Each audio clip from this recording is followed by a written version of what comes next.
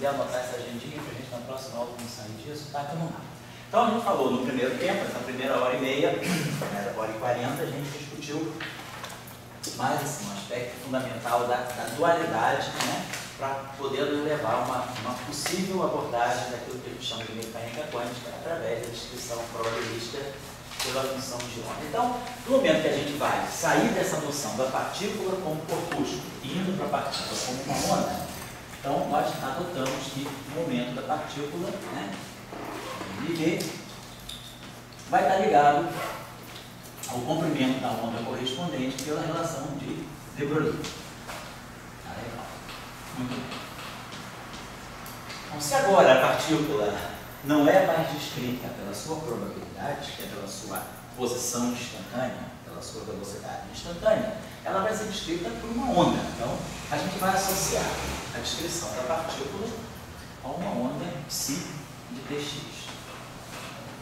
Se a partícula é livre, uma partícula livre, uma boa idealização. O que é uma onda livre?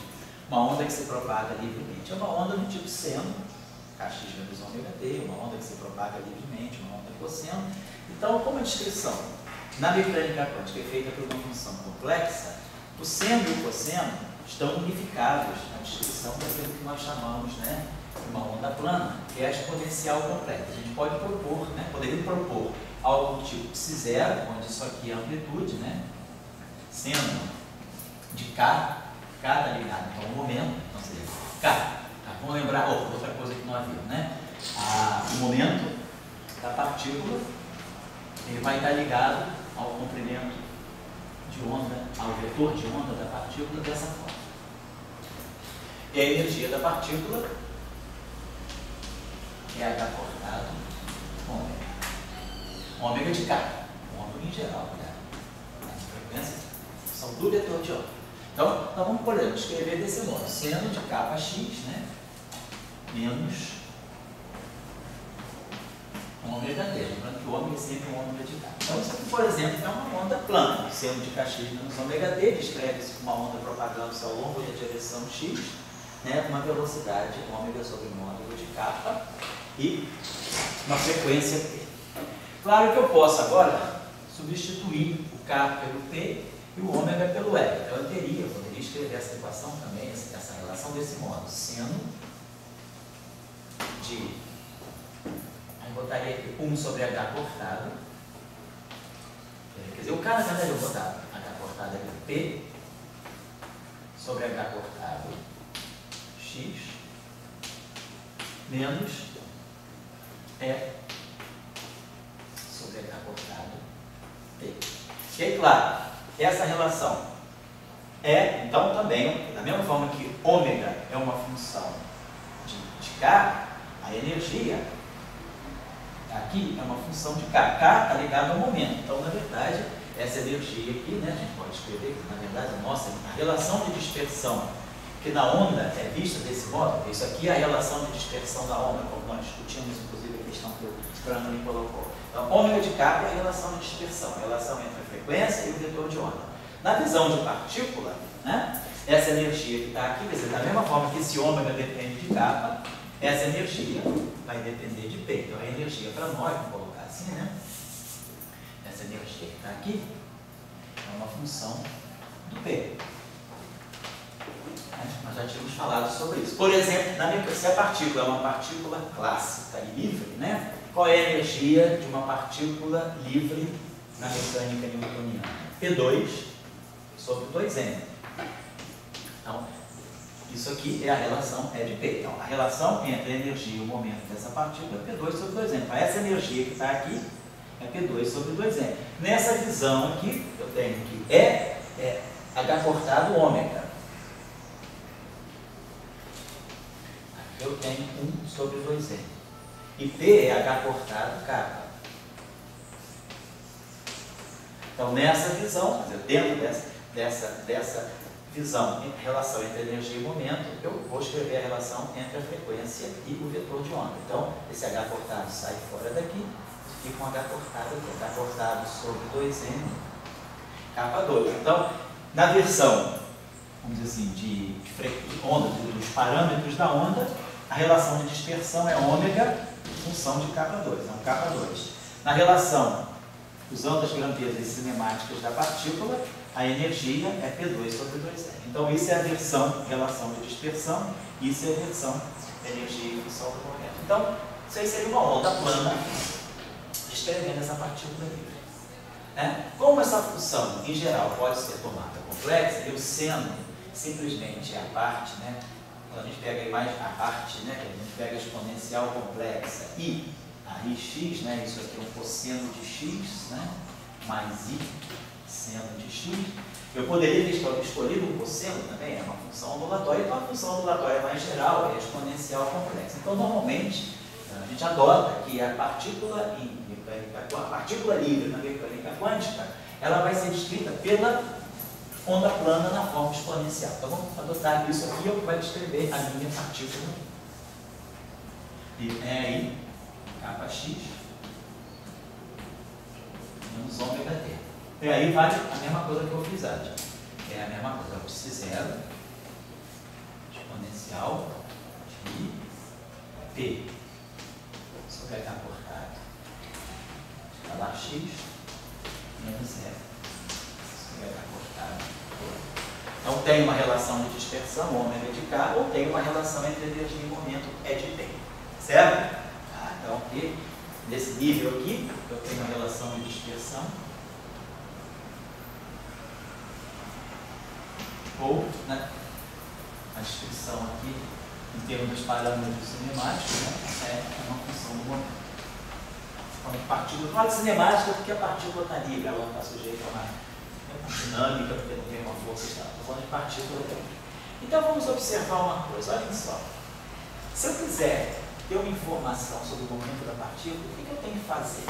Imagina que se eu tirar, derivar aquela. Isso aqui é P1x mais P2y mais P3z, certo? Estamos vendo que isso aqui é um produto escalar. Se eu tirar o gradiente daquela função, se eu pegar o gradiente de psi, né, como é que eu faço o gradiente, né? O gradiente de uma função, né? Eu vou derivar em relação às coordenadas, dx, dy, dz. Né? Então, nesse caso aqui, eu tenho uma onda plana, eu vou derivar essa grandeza, vou tirar o gradiente dessa função. Quando eu reto da cabeça, eu tenho o gradiente de f, que é exponencial, mas f é uma função de g. G é i kx menos ômega t. Então tem uma função composta, né? Exponencial de kx menos ômega t. Então, isso aqui é a mesma coisa que gradiente, eu vou derivar f em relação a g, regra da cadeia, e tiro o gradiente de g. Né? Regra da cadeia aplicada por gradiente. Tá? O gradiente de f de g é derivar f em relação a g. Vou tirar o gradiente de g. Derivar f em relação a g é derivar a exponencial em relação a esse expoente. Então, quando eu derivar a exponencial em relação a esse expoente, eu vou produzir o próprio psi zero e vou produzir o E aí kx menos ômega t. Né? Vezes i. Né? Então, estou derivando f em relação a g. Para mim, f é exponencial e g é isso aqui. É como se eu tivesse isso aqui. F é exponencial de g. Então, eu tiro a derivada de f em relação a g, que é a própria exponencial. E agora, tiro o gradiente de g. Vou tirar o gradiente dessa função aqui. O gradiente é só derivar em relação a x. Então, quando eu tirar o gradiente, eu vou produzir aqui um ik. Então, o gradiente de psi é o psi zero vezes, é o próprio psi vezes ik. Isso aqui é o próprio psi vezes ik. Então, o gradiente de psi é o ik vezes psi. Vamos multiplicar ambos os membros dessa equação por menos i. E por menos i, não. Certo? Eu tinha isso aqui, ó. Cheguei a esse resultado aqui, ó. O gradiente de psi é ik psi. Multiplica essa relação por menos i.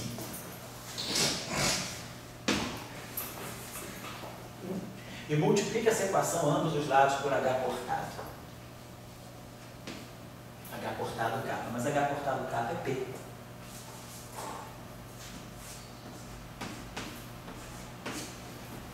Então, a gente observa que, se eu quiser falar do momento da partícula descrita pela onda plana, na verdade, o momento dela, para eu saber quem é o momento dela, significa que eu estaria derivando a função, estaria tirando essa operação em cima da função de onda. Quer dizer, o gradiente da função de onda me dá o momento da partícula. Então, na mecânica quântica, a gente adota essa representação operatorial, que eu estou falando de uma função. Então, para eu tirar o momento dela, eu precisei fazer essa operação em cima da onda plana. Então, na mecânica quântica, a gente não adota mais que o momento é mv. Essa visão de que mp é mv é uma visão da mecânica clássica. Na mecânica quântica, nós vamos associar o operador de momento da partícula. Ele vai ter um caráter, quer dizer, o que é o momento da partícula, na verdade é um operador. Eu vou identificar o momento da partícula como sendo menos i, h cortado, gradiente. Claro, num problema unidimensional, se eu não tiver um problema tridimensional, se eu tiver um problema unidimensional, só tem uma dimensão, então, claro, o momento só tem uma componente, só tem o px, só o p, é menos i, h cortado, ddx. Então, essa é a representação, vamos dizer assim, a abordagem que a gente segue. Na mecânica quântica, eu não vou mais trabalhar com o momento, né? A grandeza momento linear, ela aparece como o resultado da atuação desse operador na função de onda. Olha o que a gente está, na verdade, fazendo aqui. A gente tem um operador atuando em psi, dando psi. Então, isso é um problema. Na mecânica matricial, na álgebra matricial, isso é um problema de altos valores. Se eu tenho um operador, um objeto, uma matriz, atuando num vetor, do lado direito eu tenho um número vezes esse vetor, isso aqui faz o papel do alto valor. Isso aqui é um alto vetor. Então, o momento linear, ele aparece como o que é o momento linear da partícula, é o resultado da operação desse objeto em cima da função de onda. Então, quando eu pego esse objeto aqui, menos i h cortado, gradiente, atuo no psi, o que eu ganho do lado direito é o momento da partícula psi. Então, na mecânica quântica, a gente adota essa abordagem. Vai representar o momento pela derivada, na verdade, pelo gradiente, menos i h cortado, gradiente. E se eu quiser tirar a energia da partícula? Para eu tirar, vamos dizer, eu posso olhar aqui, se eu quiser tirar a energia, na verdade eu vou ter que derivar em relação a t. Da mesma forma que aqui eu derivei em relação a x, produziu o momento, se eu quiser derivar em relação a t, eu produzo a energia. Então, se eu derivar em relação ao tempo a função de onda, qual vai ser a derivada em relação ao tempo dessa função? Vai ser o próprio psi0, vai ser a própria exponencial,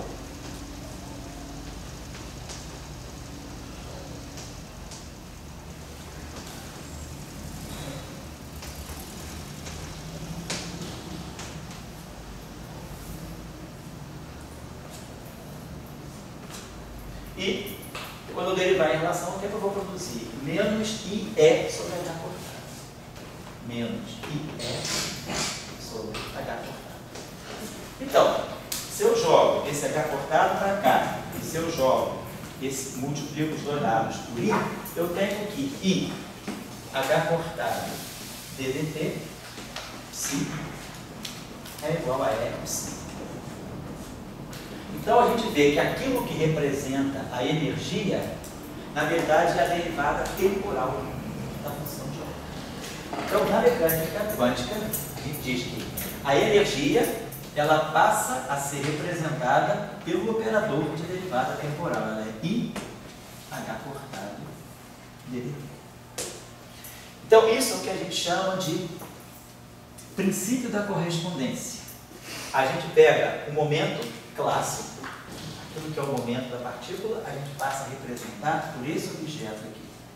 E aquilo que é energia, a gente passa a representar por esse objeto aqui. Então, nós temos uma representação, né? Então, a energia sai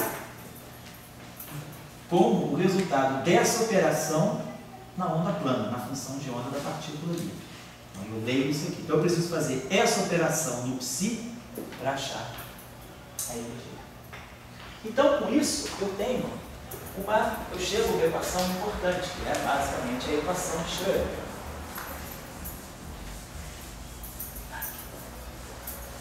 Então, nós temos o seguinte: qual é a relação que a partícula clássica é livre? Então, essa relação aqui, ela está me dizendo que isso aqui, a energia, a partícula livre, a energia é P2 sobre 2m. Isso é a energia cinética de uma partícula livre. Se agora eu uso o princípio da correspondência, na mecânica quântica, quem faz o papel da energia? I, H cortado, derivada temporal. Quem faz o papel, aqui é P escalar P. Isso aqui é 1 sobre 2m, escalar P. Então, agora, adotando a correspondência, a regra da correspondência, eu mantenho esse 1 sobre 2m aqui.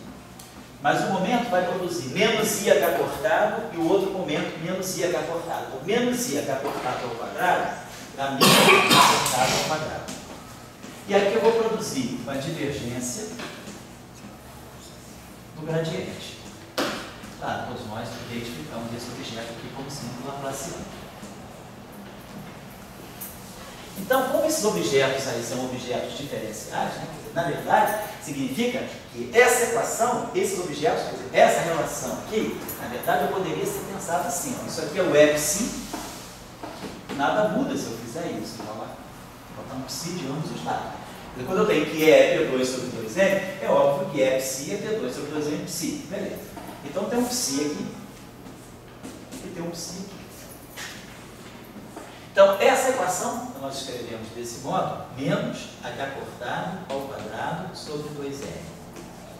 Laplaciano do psi é igual a I, h cortado, ddt do psi. É isso aqui que nós chamamos de equação de Schrödinger. A equação de Schrödinger, ela sai por esse raciocínio construído à mão, esse raciocínio místico que a gente chama, né, dizendo que, na verdade, ela é uma equação para a função de onda. É isso aqui que vai descrever a dinâmica da partícula quântica. No fundo, isso aqui é a versão, quer dizer, seria como se fosse, é tão importante quanto o F igual a dp da mecânica. Essa relação aqui, F igual a dp, é a lei de força que determina a trajetória da partícula. Aqui, eu não tenho mais uma trajetória da partícula. A partícula não tem uma trajetória bem definida, ela é uma onda que se espalha, essa onda se propaga. O que governa a propagação dessa onda é essa equação aqui. Essa, então, é a chamada equação de Schrödinger da partícula livre. Eu não tenho nenhuma introdução de uma força. Mas imagina que a partícula não seja livre. Suponhamos que eu tenho uma partícula sujeita a um potencial. Todos nós sabemos que então, essa, na verdade, a equação de Schrödinger está me dizendo que, no fundo, aquela equação ali, olhando assim, a gente não vê nada, mas a gente agora já sabe. IH cortado, ddt, representa energia. E menos h cortado ao quadrado, laplaciano sobre 2m, está representando D2 sobre 2m. Então, a equação de Schrödinger é uma versão, em termos de derivadas, dessa relação. Ela está, na verdade, dizendo que a energia da partícula é D2 sobre 2m. É esse que é o significado da equação de Schrödinger. Você coloca, embute essa informação na mecânica quântica, dizendo que é P2 sobre 2m, simplesmente substituindo as grandezas, energia e momento, pelos operadores correspondentes. Então, isso aqui é uma afirmação na mecânica quântica de que essa partícula, descrita por essa função de onda, ela se propaga com energia igual a P2 sobre 2m. Se a energia não fosse P2 sobre 2m, imagina que ele estivesse falando da relatividade especial. A minha partícula não é clássica. Não é clássica no sentido relativístico. Ela é uma partícula relativística. Então, vamos dizer, a minha partícula satisfaz a essa relação. A relação entre a energia e o momento de uma partícula relativística, o momento T é P2C2 mais M2C4. Isso aqui está me dizendo que eu tenho uma partícula relativística com massa de repouso M. Ela está se propagando com uma velocidade V, né? A gente sabe na mecânica newtoniana, na mecânica relativística, a velocidade V é P é igual a M, V, gama. Então, a velocidade eu tiro daqui. sobre a raiz quadrada de 1 menos V2 sobre C2, se você calcular, se eu sei o momento, eu sei a velocidade. Então, se eu sei a energia total, sei a massa de repouso, eu sei o momento. Se eu sei o momento, eu sei a velocidade. Então, isso é a descrição cinemática de uma partícula livre com massa de repouso. Se eu quiser dizer, não, eu agora quero colocar essa equação na mecânica quântica. Eu tenho uma partícula livre, mas a relação entre energia e momento não é mais E igual a P2 sobre 2E. Isso aqui é uma relação clássica. A relação relativista entre energia e momento muda na relatividade especial. Isso aqui. Claro que para velocidades muito baixas, a gente, claro, que mostra que essa relação aqui vai mudar isso aqui. Estou fazendo esse exercício, já está feito em cursos anteriores. Mas, em princípio, essa é a relação completa entre energia e momento de uma partícula na relatividade. Se eu quero dizer que essa equação vai ser levada para a mecânica quântica, o que eu faço? Eu coloco o psi aqui, coloco a onda plana e digo, essa equação tem que valer se eu atuar na onda plana.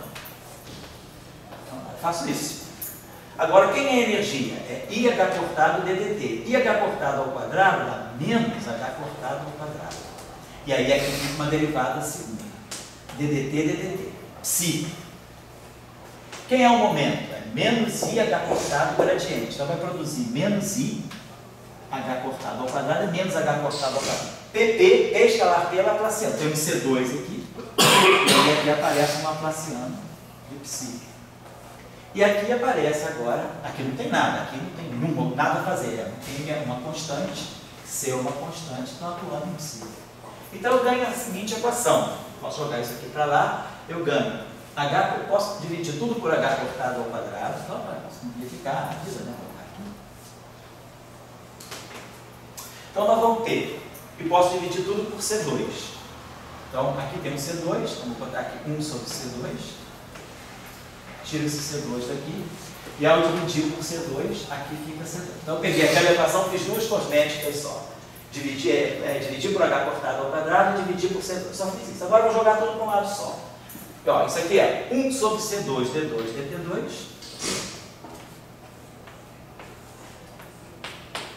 Menos o laplaciano. Mais essa grandeza aqui.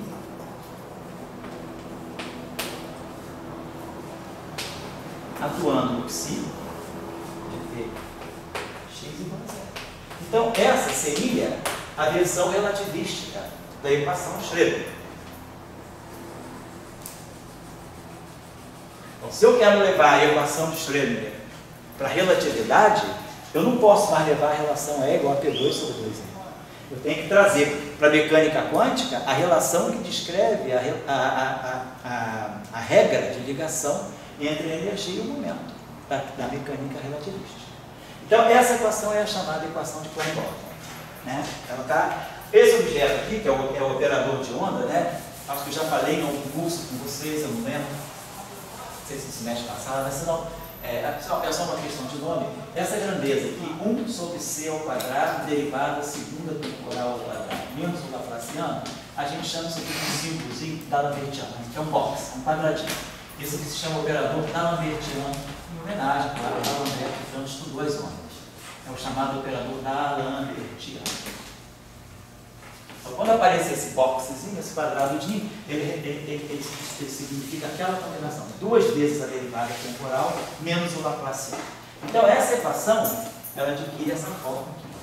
D'Alembertiano mais M2 C2 sobre H cortado ao quadrado, psi, dx, igual a 0. Então, essa é chamada equação de Klein-Bordel e seria o candidato natural. Seria, mas na verdade vai ter uma objeção quando a gente estudar relatividade especial, mas ela é uma equação, ela seria a versão relativística da equação de Schrödinger, que a gente chama essa equação aqui, é a chamada equação de Klein-Bordel. Que equação de Klein-Bordel acabou ganhando um nome mais escalar. Porque quando se tentou estudar o átomo de hidrogênio usando a equação de Klein-Bordel, o espectro saiu errado. A equação de Klein-Bordel, se você aplicar ao átomo de hidrogênio, ela não dá certo, porque o elétron tem espinho. Então essa equação, a relatividade, ela persegue o espinho. Então, essa equação não vai servir para descrever o objeto de spin. Essa equação que vai embora seria a maneira natural de eu levar a equação de Schrödinger para a relatividade, ela não leva em conta o spin. Então, ela é ruim para descrever o elétron. Ela é boa para descrever objetos escalares, objetos que não têm spin. Mas qualquer objeto com spin não fica bom. Certo? Então, essa seria, se eu quisesse dizer, eu vou resolver. E a primeira equação de Schrödinger, a equação de Schrödinger também não descreve spin. Mas na relatividade especial, o spin é desconectado da relação espaço-tempo. O spin está relacionado só com o espaço. Então, você consegue remediar a introdução do spin na mecânica não relativista, mas na mecânica relativista não. Você tem que ter o spin da partícula já tem que estar associado à categoria de função de onda que você coloca ela, porque o próprio grupo de Lorentz ele reconhece o spin. O grupo de Galileu, no fundo, que é o grupo da mecânica newtoniana, né? O spin ele entra com simplesmente um agregado de SO3, mas a própria equação de Schrödinger ela já dá uma boa descrição do átomo de hidrogênio, coisa que se você colocar essa equação aqui para descrever o átomo de hidrogênio falha. Então, quando se calculou o espectro do átomo de hidrogênio usando a equação de Schrödinger, se viu que tinha um problema. Foi por isso que Dirac, justamente, ele foi atrás da equação dele. Ele criou, então ele falou, não, na relatividade não dá para usar essa equação como sendo uma boa equação da mecânica quântica do Lorentz. Dirac compreendeu que o spin fazia um papel importante. Então, quando ele escreve a equação de Dirac, ele está evitando esse problema, ele está resolvendo esse problema. Mas, de qualquer maneira, por enquanto, para todos os efeitos, estou só ensinando a vocês a passagem. Suponha que eu tivesse uma outra situação. Suponha que eu não tivesse nem na relatividade especial, nem na mecânica clássica. Suponha que eu estivesse escrevendo uma situação, só para finalizar isso aqui, suponha que eu estivesse numa situação em que a energia da partícula, eu pudesse escrever essa relação.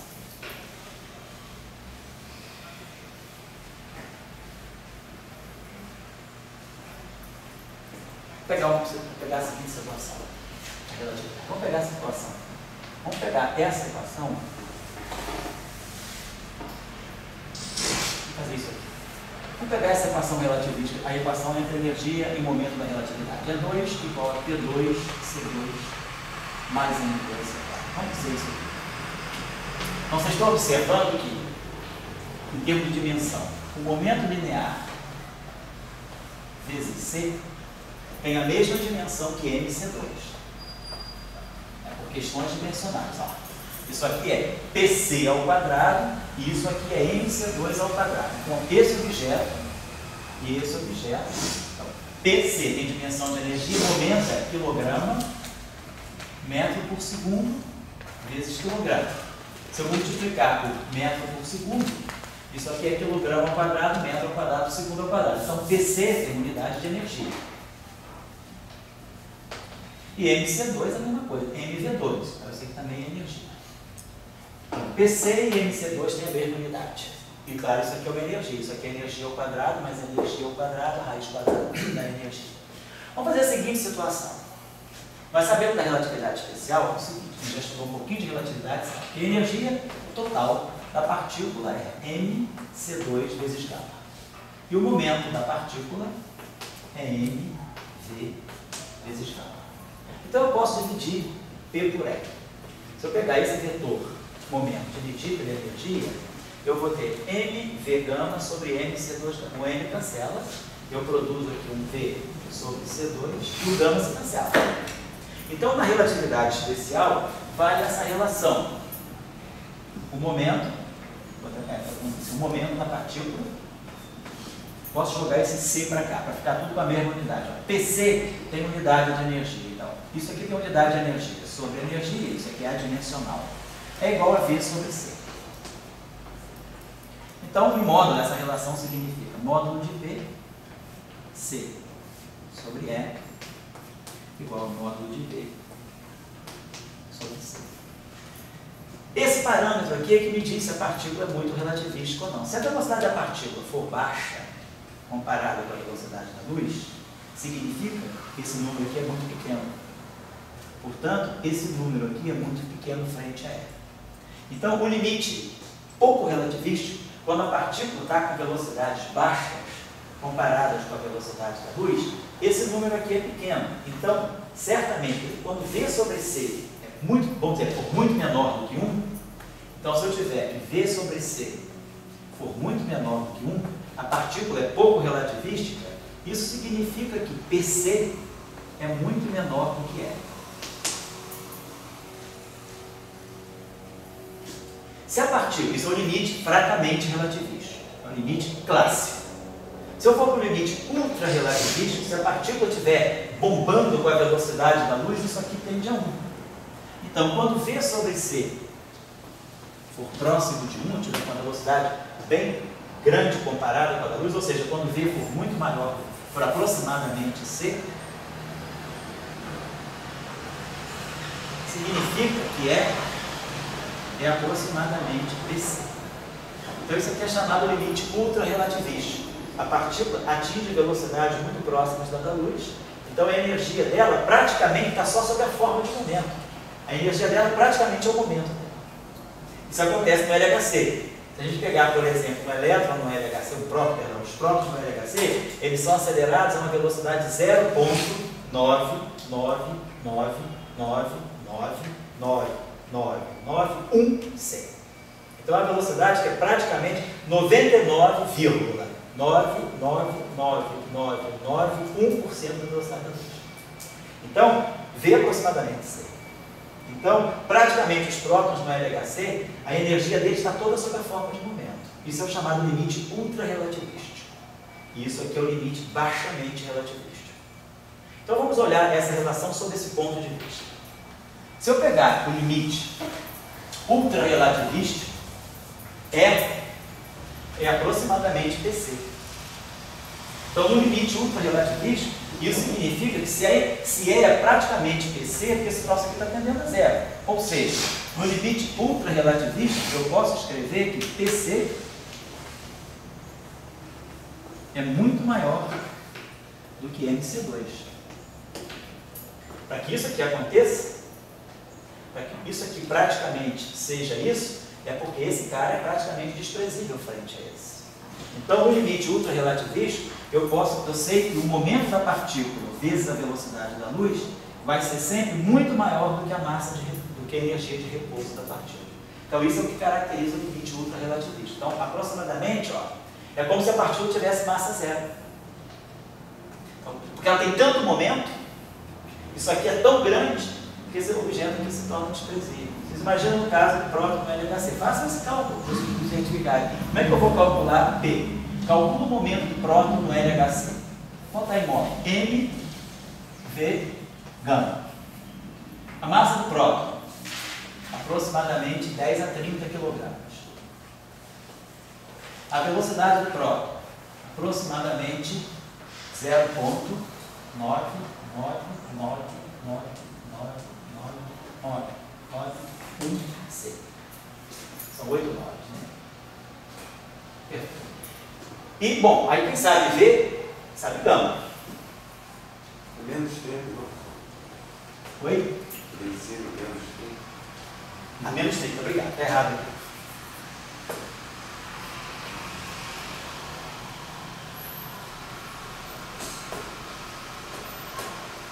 Então, vocês vão ter que levar 0,9 ao quadrado. Então, é claro que isso aqui está quase explodindo. Então, esse gama é um fator grande. Então, o fator relativístico do elétron, como o próton está muito próximo da velocidade da luz, claro que o valor relativístico dele é muito grande. O gama é sempre maior ou igual a 1. Quando V sobre C é pequeno, quando isso aqui tende a 0, gama tende a 1. Quer dizer, no limite clássico, né, no limite pouco relativístico, gama é 1. Mas quando a partícula é muito relativística, isso aqui tende a 1, o denominador tende a 0. Então, gama sobe lá para as alturas. Então, o fator gama é muito alto. Então, no caso dos prótons do LHC, só um exercíciozinho para vocês seja, calcula o fator gama, vocês vão ver que vai dar um fator bem gigantesco, e calcula o momento. E aí depois vocês vão comparar PC, calcula o momento, aí multiplica por C, e compara com MC2.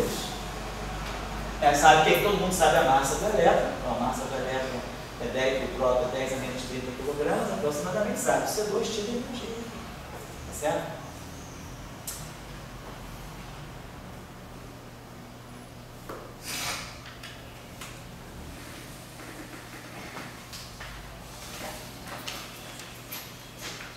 Só um exercíciozinho de curiosidade, só para vocês terem feeling dessas ordens de grandeza. Então, por exemplo, no limite ultra-relativístico, esse cara aqui, vocês vão ver que MC2, nesse caso, vai ser muito menor do que PC. Faça um cálculo para o caso do próton do LHC. E faça um cálculo também, antigamente, antes do LHC, havia uma máquina no CERN, que o túnel dela deu origem ao LHC, que era o LEP, que foi onde foram feitos vários testes de precisão. Vocês já são geração pós-LEP, né? O LEP foi apagado em 2001, o LEP desligou-se para se construir o LHC, que entrou em operação em 2010. Então foram 9 anos de aperfeiçoamento do túnel do LEP para criar uma máquina de prótons. Então o LEP era uma máquina de elétrons e pósitrons. Eram elétrons e pósitrons, em vez de ser próton contra próton se chocando, era elétrons e pósitrons. No LEP, né, então vamos trabalhar com elétron. Em vez de trabalhar com próton, vamos trabalhar com elétron. Então, no LEP, é uma máquina de elétrons e pósitrons. Então as massas são 10 a menos 27 kg. E o LEP atingia a energia, vou dar agora, no LEP, a energia que se passava para o elétron era na faixa de energia para aproximadamente 100 GeV. Para o elétron e 100 GeV do pósitron. Vamos dizer, 100 GeV. Então você está pegando o elétron e acelerando o elétron até uma velocidade tal que a energia dele, então estou dando ego, a energia do elétron é na faixa de 100 GeV. Então, sabendo a energia do elétron, agora eu sei a energia, então eu sei isso aqui, mas eu sei a massa de repouso do elétron também. Então a pergunta que eu vou pedir a vocês é para tirar, então, a partir dessa relação, tirar o momento do elétron, tirarem a velocidade do elétron nessa máquina, no LEP, e também fazer a comparação. Ver essa energia aqui, 100 GeV, sabendo a massa de repouso, comparar, então, uma coisa, vamos comparar PC com NC2, por elétron. E vocês vão ver também que nessa máquina, no LEP, os elétrons estão no limite ultra-relativísticos também. É até fácil de observar, porque a energia dele está na faixa de 100 GeV, a massa de repouso do elétron é 0,5 MeV, então são praticamente 5 ordens de grandeza de diferença. Tudo bem, faça os cálculos. Então agora por que eu estou falando tudo isso? Porque vamos estudar essa relação do limite fracamente relativístico. Vamos considerar agora que eu estou no limite em que a velocidade é muito menor do que a da luz. Então, PC é muito menor do que é. Então, se PC... Então, vamos fazer o seguinte. Se PC é muito menor do que é, se isso aqui, esse objeto aqui é muito menor do que é porque esse objeto... Então, vamos olhar essa relação desse ponto de vista. E2 menos P2C2, estou tirando uma, tá? P2C2 igual a M2C4, MC2 ao quadrado. Essa relação aqui pode ser escrita assim, ó, E mais PC multiplica E menos PC. E aqui MC2 ao quadrado. Se PC é muito menor do que E, esse termo aqui, PC é muito pequenininho, então é porque esse cara aqui domina. Então, praticamente, né, eu posso imaginar que isso aqui, como isso aqui é muito pequeno, muito menor do que é, isso aqui é muito menor do que é, estou fazendo uma aproximação, isso está me dizendo que o lado esquerdo deve ser aproximadamente E2. Por quê? Porque PC é muito pequenininho em relação a E. Então isso está me dizendo que basicamente a energia é a energia de repouso. Então esse termo aqui é o dominante. Praticamente toda a energia está sob a forma de energia de repouso, porque o momento é tão pequeno, que um PC é pequeno, que a partícula ela guarda mais energia sob a forma de energia de repouso. Então, nessa aproximação, em que PC é muito menor do que é, que a partícula é pouquíssimo relativística, nessa expressão aqui, esse termo MC2, no fundo, está dominando sobre P2C2. Porque se isso aqui é aproximadamente isso, é porque esse objeto domina fortemente sobre esse. Então, a gente pode também caracterizar a aproximação não relativística como comparando dessa forma. MC2 é muito maior, é dominante sobre PC. Então essa é uma outra forma de eu descrever o limite fracamente relativista. O forte da energia da partícula está na massa de repouso dela, está na energia de repouso. A parte de momento é baixa. Então justamente a parte de momento é baixa. Isso significa que ela é pouco relativista. Então eu tenho essas duas formas. Eu posso ou expresso dessa forma, ou é razoável pensar dessa forma. Então no limite fracamente relativista, esse termo aqui é dominante. Então vamos dizer que eu vou trabalhar agora no limite fracamente relativista. Esse termo aqui é o dominante dentro da raiz. Então eu teria isso aqui. Se esse termo aqui é o dominante, vamos botar ele em evidência. M2C4, que multiplica 1 mais P2C2 sobre M2C4. Então vamos pensar assim, isso aqui é a mesma coisa, aqui PC sobre MC2 ao quadrado.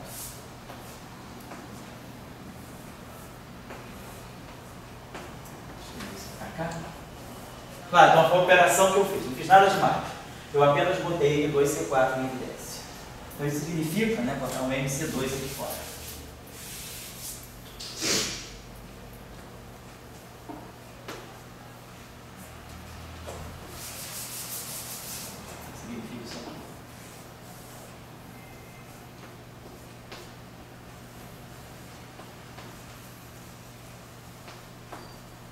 Não fiz aproximação nenhuma, estou só reescrevendo essa expressão, colocando esse objeto em evidência. Mas essa expressão agora me é útil no limite fracamente relativista. No limite baixamente relativista, nós acabamos de ver ainda agora que MC2 domina sobre PC. Então esse número aqui é bem menor do que 1. Então, PC sobre MC2 é muito menor do que 1. Eu estou nesse limite fracamente relativista. Então vamos aproximar essa expressão aqui. Eu tenho uma expressão, uma expansão binomial. Agora eu vou fazer uso de que essa fração aqui é muito menor do que 1. Então eu posso escrever essa relação agora desse modo. É igual a MC2 1 mais PC sobre MC2 ao quadrado. Tudo isso elevado a meio. Ainda é exata essa relação.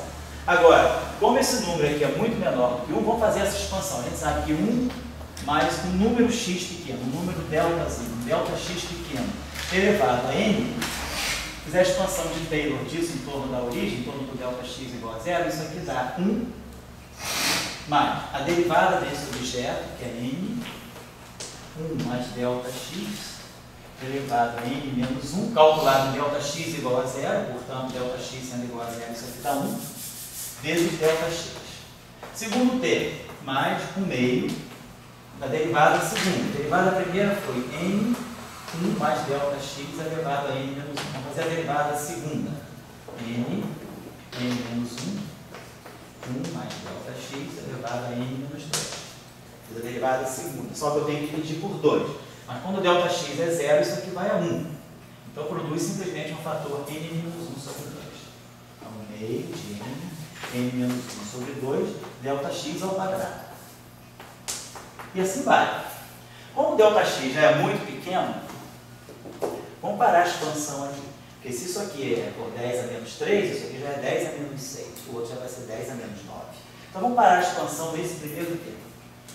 Vamos ver o que essa expressão vai estar dando para nós, né? Lembra que eu estou trabalhando no limite que eu tenho toda a relatividade, mas a partícula tem velocidade muito baixa. Então eu estou quase que nas vizinhanças, né?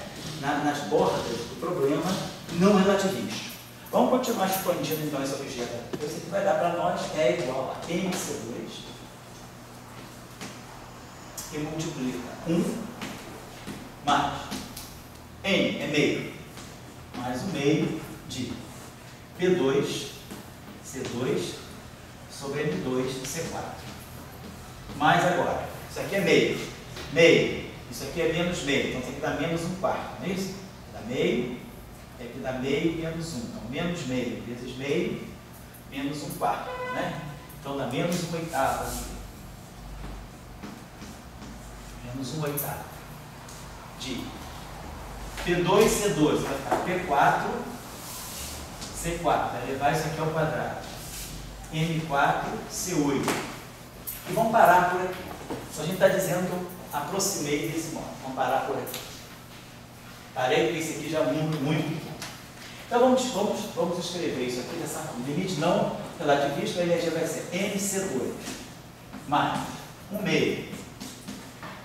M vai cancelar, vai ficar um M no denominador, vai ficar C4, vai cancelar. Vai dar exatamente vai dar P2 sobre 2. E depois o outro termo vai ficar menos 1/8 P4. Vou botar primeiro os coeficientes. C4 M C2 sobre M4 C8, certo?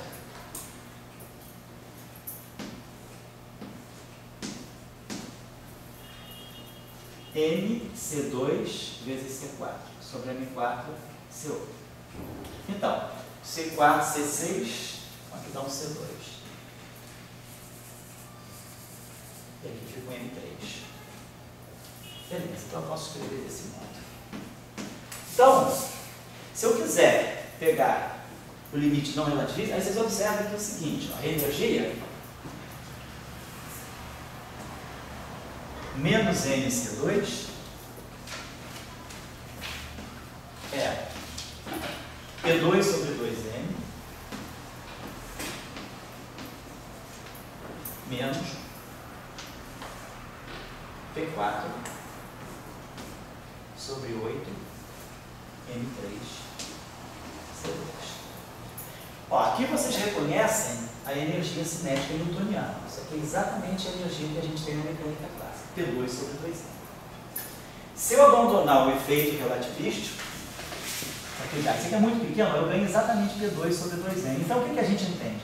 Eu reconstituo a mecânica newtoniana a partir da mecânica relativística, descontando da energia total a energia de repouso. É isso aqui que vai fazer para mim o papel da energia cinética newtoniana. A energia cinética newtoniana seria a energia total relativística desconta a massa de repouso. É o que dá o P2 sobre 2M. Esse efeito aqui já é um efeito relativístico pequeno, porque nós estamos trabalhando na aproximação aqui, esse termo é bem menor do que o anterior, esse termo aqui é pequeno frente a esse. Então aqui eu estou ganhando uma correção relativística. Então isso aqui é um efeito, vamos dizer assim, um baixo efeito relativístico sobre a energia cinética newtoniana. Então, se eu pegar a energia cinética, eu interpreto então a energia cinética newtoniana como sendo a energia relativista total menos MC2. Eu desconto a massa de repouso, porque a gente pega, né? Quando a gente pega uma partícula, pega o problema de mecânica clássica, a gente fala de massa de repouso. A partícula tem velocidade V e massa M. Então, a energia da partícula é P2 sobre 2M. Isso significa que se eu quiser ler a mecânica newtoniana a partir da mecânica relativista, eu tenho que descontar o que é energia de repouso da energia total. Então é isso, na versão clássica, é isso que é energia cinética relativista, P2 sobre 2M. E isso aqui entra como um pequeno fator de correção. Então, se eu quiser colocar, então, contextualizando a questão, se eu disser, eu estou numa situação em que eu tenho uma partícula clássica, vou considerar a energia da partícula, né? Energia da partícula, vamos dizer que a energia da partícula vai ser P2 sobre 2M. Isso aqui seria a versão newtoniana. Vamos introduzir um efeito relativístico pequeno. Então agora, suponhamos que eu quero acrescentar um pequeno efeito de relatividade. Então você vai estar menos P4, P2 sobre 8M3C2. Então isso seria uma situação dessa forma. Eu teria uma partícula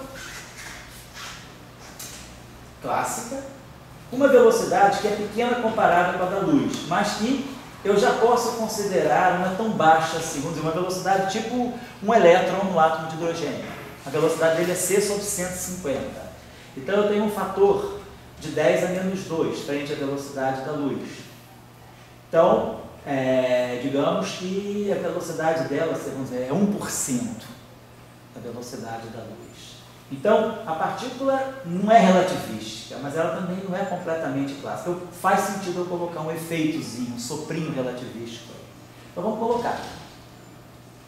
Então, eu estou considerando essa situação. Estou considerando uma pequena correção relativística à energia cinética.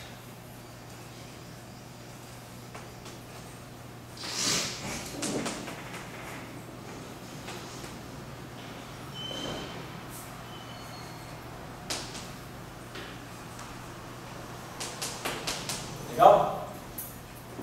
Aí a pergunta que eu faço a vocês: como é que eu escreveria, se eu levasse essa equação para a mecânica quântica?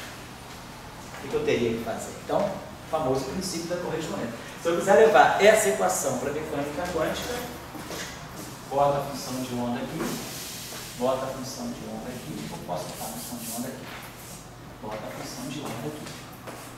Levando essa equação para a mecânica quântica, é IH cortado ddt. P é menos IH cortado gradiente. Então nós já sabemos, isso aqui vai ficar menos H cortado ao quadrado sobre 2m Laplaciano do psi. E o outro ali vai produzir, o H aqui vai produzir menos H cortado ao quadrado, menos H cortado ao quadrado, H cortado à quarta. Então vai ficar menos H cortado à quarta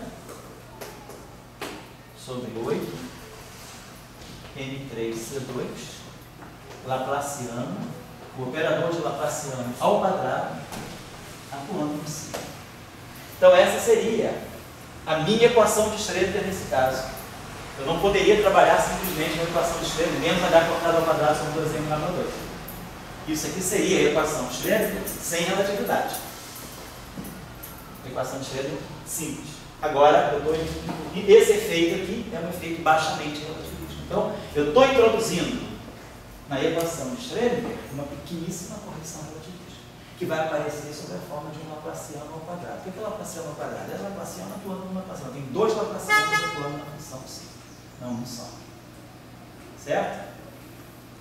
Está clara a questão? Então não tem um problema. Quando vocês tiverem uma equação, uma relação entre energia e momento, e vocês quiserem introduzir essa equação que associa energia e momento numa certa situação da mecânica, se vocês quiserem levar isso para a mecânica quântica, é só usar o princípio da correspondência. Né? A energia, o que é a energia? Fica IH cortado ddt, a energia total fica IH cortado ddt, o que é o operador de momento fica menos I, H cortado gradiente. Então a energia cinética, na mecânica quântica, isso aqui faz o papel da energia cinética. Isso aqui estou dizendo que a energia total é a energia cinética mais esse efeito de correção, mais a correção. E se eu tiver uma relação de dispersão, eu tenho uma equação de Schrödinger. Exatamente, porque dependendo da relação de dispersão, você tem equações diferentes. Cada relação de dispersão vai ter a sua equação de Schrödinger correspondente.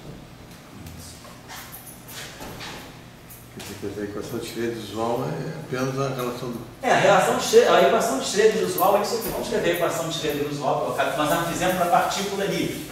Então, vamos dizer que nós estamos na mecânica newtoniana e que a partícula encontra-se num campo de forças conservativas, né? Por exemplo, um potencial eletromagnético. Então, vamos dizer que eu esteja numa situação em que estou na mecânica newtoniana, a energia total da partícula é a energia cinética da partícula, e a partícula está sujeita a um potencial, tem uma energia potencial. Então, a energia total é conservada. Tem um campo de força, né, conservativa, né? Então, tem a força derivando de um potencial. Então, nesse caso, eu transfiro o problema não mais para uma relação de força, mas para uma relação de energia. A energia é conservada. Então, a energia total é energia cinética mais energia potencial. Se eu quiser levar essa equação para a mecânica quântica, energia total I, H cortado, ddt psi. Energia cinética, T2 sobre 2M, menos H cortado ao quadrado sobre 2M, Laplaciano, mais dx, atuando por si de Tx. É isso é a equação de Schrödinger. Então, a equação de Schrödinger está me dizendo isso, que a energia total é a energia cinética mais a energia potencial. Só que eu estou agora escrevendo essa equação em termos de operadores diferenciais e atuando numa função de onda. É isso que é a equação de Schrödinger. É claro, não sei. Agora, se eu tivesse uma relação de dispersão, ok, ômega 2 igual não se escreveu. E eu vou transformar. Eu falei, então você pega qual é a equação de Schrödinger? Pega que eu tenho essa, eu tenho essa relação de dispersão. Ômega é igual a um alfa K2 mais um beta mais um beta. Deixa eu fazer uma coisa mais complexa. Mais uma raiz quadrada de beta K2 mais gama. Quando eu tiver essa relação de dispersão, delírio, tá? Quando eu tiver essa relação de dispersão, eu quero tirar a equação de Schrödinger por este momento. Então, a primeira coisa que eu tenho que fazer é botar energia e momento. Para botar energia, no ômega eu tenho que botar H cortado. Multiplica por H cortado, fica energia. Multiplica por H cortado, não dá para formar o momento. Bota H cortado ao quadrado sobre H cortado. Então, ou seja, quem é P? P é K é P sobre H cortado. Então isso aqui vai ficar alfa sobre. Então quem é ômega? Ômega é E sobre H cortado. Quem é K? É P sobre H cortado. Então quadrado. Mais raiz quadrada beta. P2 sobre H cortado ao quadrado mais gama. Então vamos botar essa relação. Então, de qualquer maneira, vamos multiplicar tudo por H cortado. Então agora eu trago esse H cortado para cá, que é para ficar só para limpar o F. Então aqui fica sobre H cortado. E trago esse H cortado para cá. E entra H cortado ao quadrado, limpa aqui, e boto um H cortado ao quadrado aqui. Então eu tenho uma relação agora entre energia e momento. Posso escrever equação de... Pode ser mais conveniente fazer o seguinte: para eliminar essa raiz, vamos trazer para o lado esquerdo e vamos levar ao quadrado. Vamos dizer que eu faço o seguinte: é menos alfa sobre H cortado P ao quadrado é igual a tudo isso aqui ao quadrado igual a beta P2 mais gama H cortado ao quadrado. Então vamos levar isso aqui ao quadrado. P2 menos 2 alfa sobre H cortado é P2 mais alfa 2 sobre H cortado ao quadrado P4. Estou dando uma relação de dispersão completamente imaginável, tá? É uma coisa completamente fictícia. Só para o exercício, só para poder ilustrar de uma maneira mais radical o que agora colocou. Aí aqui eu vou ter beta 2 P4, levando ao quadrado para eliminar a raiz. Beta 2 P4 mais 2 beta gama H cortado ao quadrado P2 mais gama 2 H cortado. Então essa é a relação entre energia e momento. É um pouquinho complicada, né? Mas é, vai lá. Princípio da correspondência. Para eu fazer isso aí virar a equação de Schrödinger, eu tenho que multiplicar, vou dar um psi do lado esquerdo, um psi do lado direito, usar o princípio da correspondência. Então aqui vai aparecer IH cortado DDT. Então vai ficar menos H cortado ao quadrado, derivada temporal segunda atuando em psi. Aqui eu vou ter menos 2 alfa sobre H cortado. A energia é I H cortado DDT. E o P2 é menos H cortado ao quadrado sobre 2M, menos H cortado ao quadrado Laplaciano. E P é I, menos IH cortado durante L. Então vai ficar menos IH cortado a terceira, vai ficar menos IH cortado a terceira. Então vai ficar mais aqui. Alfa, vou botar mais 2 I alfa, H cortado a terceira sobre H cortado, H cortado ao quadrado. Então, se eu estiver errando, vocês acertam essas constantezinhas depois. Mas o que vai importante vai aparecer uma derivada temporal,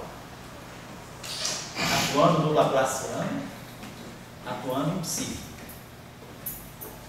E agora, isso aqui vai ficar menos IH cortada a quarta, vai produzir um H cortada a quarta aqui.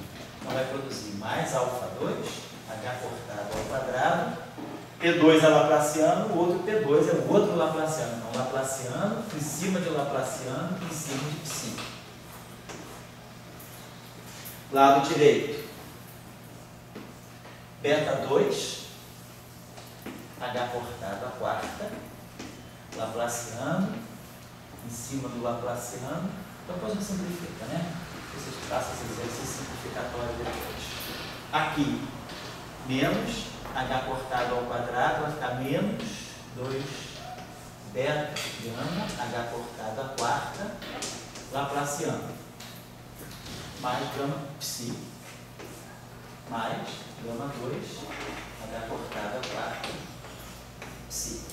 Agora vocês podem simplificar, quer dizer, esses dois termos aqui se juntam num só, pode trazer esse. Deixa tudo que tem derivada temporal à esquerda, mas claro, esse termo tem que ficar, e joga esse termo para cá. Vai ficar beta 2, H cortado à quarta, menos alfa 2, H cortado ao quadrado, Laplaciano psi, e mais esses termos aqui. Então, é essa a equação de Então, dada uma relação de dispersão, no lugar da frequência, substitui por E sobre H cortado. No lugar do K, substitui por P sobre H cortado. Aí vocês têm uma relação entre energia e momento. Substitui a energia total por IH cortado ddt e substitui o momento por menos IH cortado gradiente. Só isso. Vocês tiram a equação quântica que vocês quiserem. Quer dizer que ela pode vir da relação de dispersão ou da fórmula da energia, né? As duas coincidem, no fundo. Né? Exatamente. A dispersão é a energia. Mas, digamos, para uma teoria, a relação de dispersão você tira da teoria, né? Porque geralmente você tem a teoria dada pelas equações de campo ou pelo Lagrangiano. Normalmente o cânone dá o Lagrangiano, deriva as equações de campo. Aí você tira as relações de dispersão. Mas quando você esteja num problema fenomenológico, você não sabe a teoria, mas você conhece uma relação de dispersão, que é o que o pessoal está fazendo. O pessoal vai nessas buscas, nessas análises de dados astrofísicos, eles começam a ter relação de dispersão. Da relação de dispersão, eles montam a equação da teoria. E aí, então, que teoria suporta essa equação? Essa equação está dentro do modelo padrão? Ele tira a relação de dispersão primeiro, fenomenologicamente. Empiricamente, observacionalmente. Aí da relação de dispersão, você vai para trás, você vai reconstruir a teoria. São as dicas que você vai tendo. Você tem dados experimentais para ver se você consegue. Será que eu consigo construir uma teoria que me reproduz essas relações de dispersão? É uma teoria ou é um modelo? Será que eu consigo, a partir dessas relações de dispersão, construir realmente uma teoria com princípios fundamentais, com premissas fundamentais? Ou simplesmente eu consigo construir um modelo que reflete só aquela situação, mas que não tem uma certa universalidade? Para ser uma teoria, né, a gente tem que ter muito mais estrado. Um modelinho é um modelinho, né? Um modelinho qualquer um de nós faz. Mas uma teoria precisa do Dirac, precisa do Feynman, precisa do Salame, né? Oi? Teoria você tem que pedir o pai em casamento. Isso, é óbvio. Deus vai agarrando na rua assim. Vai falar com o papai da Tônia. Vamos ver se você consegue. Qual teoria? É mais fácil escrever uma teoria do que tirar você de casa, né? Tua mãe tem jeito de ser dominadora. Tô brincando. Você sabe que eu gosto de brincar com você porque você tem um espírito de humor. Né? Você é um humorista nato, né? Você daria. Um Zorra Total, você faz isso, você tá certeza. Botar uma física no Zorra Total, escreve um script, você que é nerd, escreve um script. Tô arrasando com o João Vitor, coitado, pra brincar. Não, você que gosta de física nas horas vagas também, escreve um script pra Tônia. Vou terminar aqui o nosso curso esse ano com um teatrozinho da física. Então você vai escrever um script aí para a Tônia e vamos botar. Você vai fazer um script aí para os atores, né? Fazer assim, a comédia do modelo padrão. Colocar no YouTube. Né? Colocar no YouTube. E botar no. Bacana essa pessoa, a gente terminar. Projeto Videoaulas conclui gloriosamente com a comédia do modelo padrão. O modelo padrão é uma verdadeira comédia, né? Dramática. Não estou falando de comédia de riso, é uma comédia drama. É um tragicômico o modelo padrão. Então vamos fazer a tragicomédia do modelo padrão, né? Seria cômico se não fosse sério, né? Ou como diz aquela peça de Shakespeare, Much to do about nothing, né? Muito a fazer sobre o nada, muito a fazer a respeito do nada. Então, vamos ver que a gente escreve uma peça assim, bem inteligente, né? Sobre essas coisas. Ó, o cara que consegue escrever uma peça de teatro sobre isso, porque realmente só consegue brincar com você. Você precisa fazer uma participação especial também. Eu faço papel. Mas José, Professora do lado, não, digamos, o que você quer agora? Eu faço qualquer papel, cara. José, voltando aos pesquisadores. Sério. Sério. Não é o nosso caso. Sim, fale com eles. Quer dizer que o pessoal, vamos dizer, que todo mundo quer saber a teoria, mas, digamos, nem todo mundo quer saber a teoria. Mas todo mundo quer saber, mas tem que saber qual é. Mas depois, na hora do sufoco, você não quer a teoria, você quer o modelo, né? Na hora você quer primeiro os socorros. Você não quer saber um tratado de medicina para quando você vai no pronto-socorro, né? Isso é para depois. Então, vamos dizer, você está nessa situação. Eu não quero a teoria, eu quero o modelo, eu quero chegar no pronto-socorro e acabar com a minha hemorragia. O pessoal que está mandando, vamos dizer, esses satélites para fora, FOG, etc. Ali eles tentam buscar a relação de dispersão. Quer dizer, ela se torna mais importante do que aquela história newtoniana. Isso. A Terra gira para a esquerda, para a direita. A questão é buscar coisas de onda mesmo, né? Isso. Então a relação de dispersão hoje em dia é mais primitiva para você tirar uma teoria do que...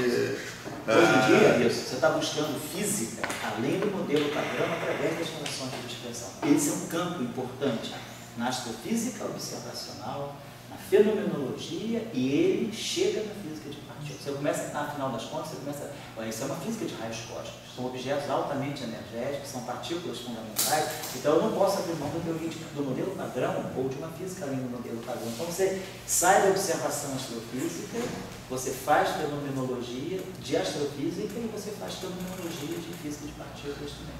Mas, por exemplo, a nossa geração foi muito ligada a fazer física descobrindo partículas, né? Uma nova partícula foi uma coisa meio newtoniana, né? A gente estava usando física de aceleradores, é uma outra abordagem para a natureza.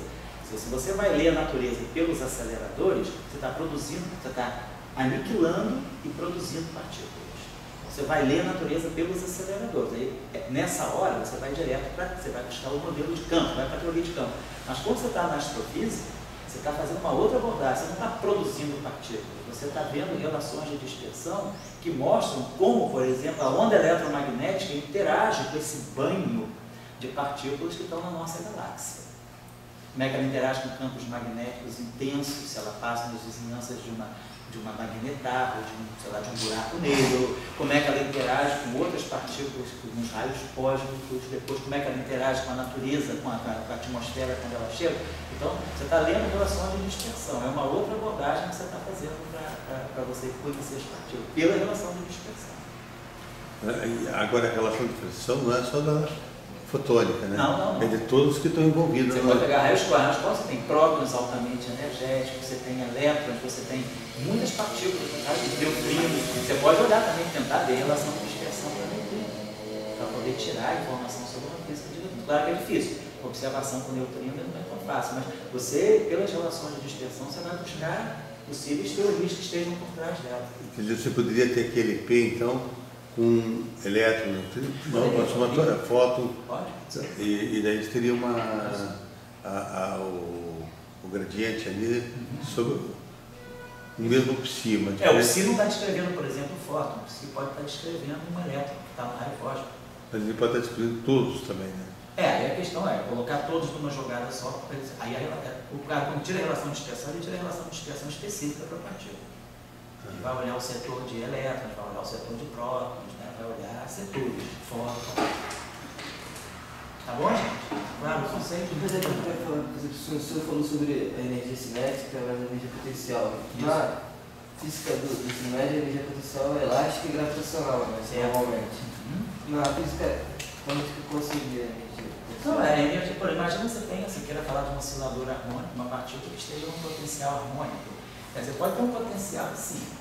Então, no ensino médio, a gente pega os casos mais particulares, que são gravitacional e deformação elástica, assim, mas imagina se tivesse uma energia potencial que tivesse uma forma desse tipo, né?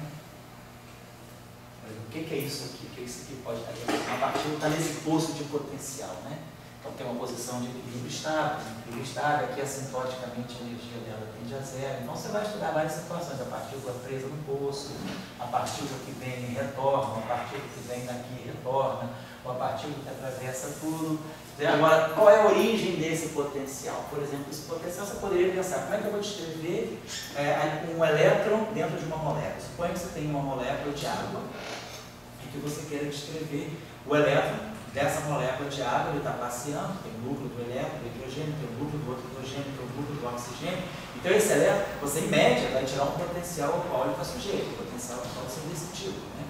Então você pode ter potenciais que descrevam situações diferentes. Na mecânica, no ensino médio, a gente relaciona geralmente gravitação e deformação elástica, por falta de ferramental que a gente não conhece. Mas nada impede de você no ensino médio não tem problema. Isso eu no meu pré-vestibular em Petrópolis, você não troca, você não fica só com gravitação e mola. A vida, existe vida além da gravitação e da mola. Então, por exemplo, você pode colocar, estude o problema da força do Van der Waals, de um elétron, um poço de potencial de uma molécula, por exemplo. E o aluno vai entender, ele está estudando química. Tá? Busque outros exemplos, você sabe. Agora, esse psi, ele pode ser individual e pode ser coletivo? Pode ser coletivo também. Pode ser, aí você vai trabalhar num sistema composto de várias partículas. Aí a função de onda vai ter que levar em conta uma partícula, a outra partícula. Aí, claro, é uma descrição mais complexa, né? Não é tão simples assim. Claro. Agora, o psi individual não é uma coisa assim meio utópica? Não, na verdade, utópica, é uma idealização. O oscilador harmônico também é utópico. O átomo de hidrogênio, quando a gente estuda a equação de Schrödinger, também é utópico. Mas o átomo de hidrogênio está botando todas as partículas. Não, certo, você não está botando todas as interações. Quando você pega o átomo de hidrogênio e diz que a energia é cinética mais a energia coulombiana, você está esquecendo o efeito de interação exterior, efeito relativístico. Aí você vai começando a corrigir, que nem um oscilador harmônico. Alguém conhece algum oscilador harmônico perfeito na natureza? Não, mas ele é uma boa idealização. Então a física trabalha com idealizações e depois ela faz correções de precisão em cima dessas situações ideais. Eu acho que é a situação também. Você começa estudando uma partícula, vê como é que aquela partícula, quando você entende bem uma partícula, que você entende bem a outra partícula, vamos colocar as duas juntas agora e ver como elas juntas, como é que eu vou descrever a interação do sistema. Então, eu não estou escrevendo só essa partícula com esse campo e a outra partícula com aquele mesmo campo. Agora eu estou colocando essa partícula nesse campo, essa partícula nesse campo, e agora elas duas. Todos nós sabemos que ninguém conseguiu até hoje resolver a equação de Schrödinger para um átomo com mais de 10 ou 12 elétrons. E você começa, bota a interação de um elétron. Você vai escrever a própria molécula de hélio, que são 2 prótons, né? O núcleo de hélio são 2 prótons, 2 nêutrons, 2 elétrons. Você vai descrever a equação de Schrödinger para o átomo de hélio, você já tem problemas bem dolorosos. Então, agora, eu consigo descrever bem o átomo de hélio fazendo a idealização. Coloco um elétron, coloco outro elétron, depois eu coloco a aproximação que começa a colocar esses dois elétrons em interação. Essa já é uma correção. Então, quer dizer, eu acho que não é uma questão só de utopia, é uma questão de realidade. Eu não consigo resolver. Tem problemas em física que nós não conseguimos resolver. O teu irmão Mauro Doria, quando deu um seminário aqui, ele deu um exemplo para a gente. Se fosse querer resolver o problema de um átomo, eu não sei, mas com poucos elétrons, um átomo de, não sei, alguns elétrons, mais de 10, sei lá, 20, você precisa de um computador do tamanho do universo para poder resolver o problema, a equação de Schrödinger para todas as partículas de um átomo que tivesse um certo número de elétrons. As interações que eles fazem. Porque você tem que colocar um elétron em todo mundo, outro elétron em todo mundo, elétron em todo mundo, então você começa a juntar todas, então, quer dizer, você faz uma idealização, que é, primeiro, supõe que esses elétrons, que as repulsões mútuas entre os elétrons sejam pequenas, despreza.